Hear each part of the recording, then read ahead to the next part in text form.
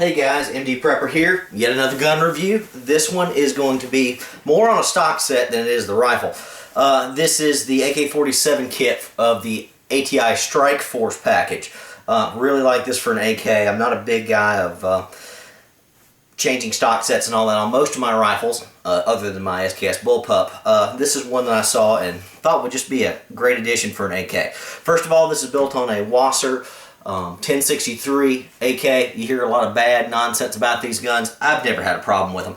You hear people talk about cannon front side block, all that sort of thing.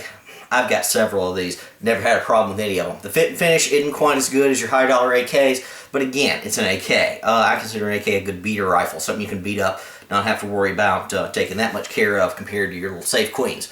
This was my Wasser I bought quite a while back. Bought it new. The fit and finish was just not as good as it was on some of my other rifles, so decided to convert this one, use it as my kind of all-around trainer beater rifle. Anyway, this of course has the Tapco G2 trigger group, which is, if you don't have one, you have got to get one of these on your AKs. Much smoother, crisper trigger pull. Not as much take up as the standard AK that you're going to run into.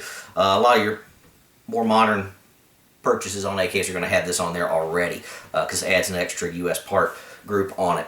To go on to the Strikeforce ATI group set, pistol grip, much broader, thicker, heavier duty than your standard little slimline AK grip. I guess, you know, maybe I'm a smaller guy from Eastern Europe, maybe I like those little slim grips, but now here, I'm a bigger guy here in the US.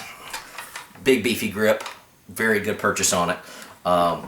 Like that a lot. That's a plus, but the real reason I got this rifle was the buttstock. I think the AK standard buttstock is a little short for your average US shooter, especially if you got some bigger guys. This one, of course, has an adjustable buttstock, very similar to your AR adjustable buttstocks. Nice, big, thick rubber butt pad on the back of it. Sling swivel here on the back for the stock. Standard little adjustment lever there. And a cheek weld rest that you can adjust slightly to improve your cheek weld.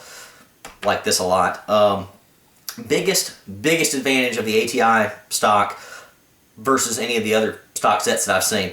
This stock set is a folder, except it's a left-sided folder. If you can see it right there. Most of your other ones fold to the right side or under, like your wire folder stocks. I don't like those. The ones that fold over here, I worry that I'm going to interfere with my ability to get to the safety release. Also worry about the charging handle with the side folder stocks getting in the way. This makes a lot better sense to me with this left side folder for car carry, putting in a book bag or a duffel bag, something like that if you got to carry this thing around concealed in an SHTF sort of situation. This thing shoots just fine. With the stock folded, very accurate, very reasonable. Compare it to my Draco pistol, AK pistol. Very reasonable. The recoil's not near as bad as you would think it would be.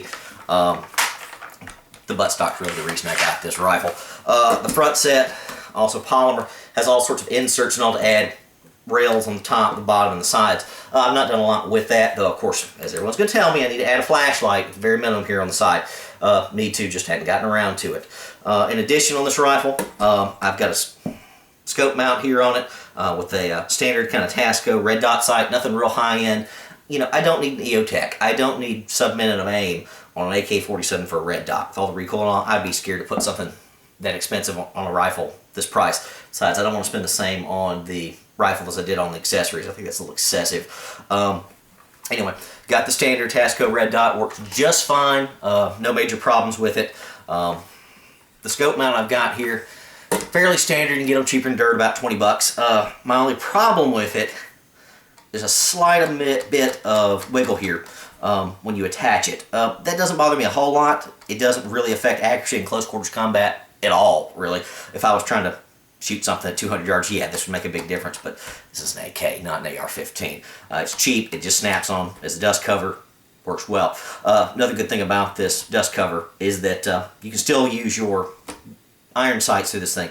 You look right through down here, lines up real well. Actually, I think it silhouettes the target quite well, puts in little boxes. I think it makes the sight acquisition of the iron sights a little bit easier in higher light conditions than with the just the standard AK without this on there. Anyway, Love these rifles. You see enough reviews on AK-47s. Love my ARs too, but if I could only take one thing in a bug out into the world situation, it would probably be an AK-47 as a primary type defensive weapon. Obviously a .22 rifle would be key for general purpose little plinking and game hunting, but this thing works great. Takes any mags I've put in it. Great gun. Again, the ATI Strikeforce. There's the folding stock one more time. It's pretty wide, but pretty short. And when it deploys out, very, very sturdy. No give here in the attachment. A little bit of play in the buttstock, extendable part, just like any other AR style you'd run into. Also have a little muzzle brake on there that I think works really, really well. Anyway, MD Prepper on the ATI Strikeforce Stock Set for an AK-47. Thanks, guys. Bye.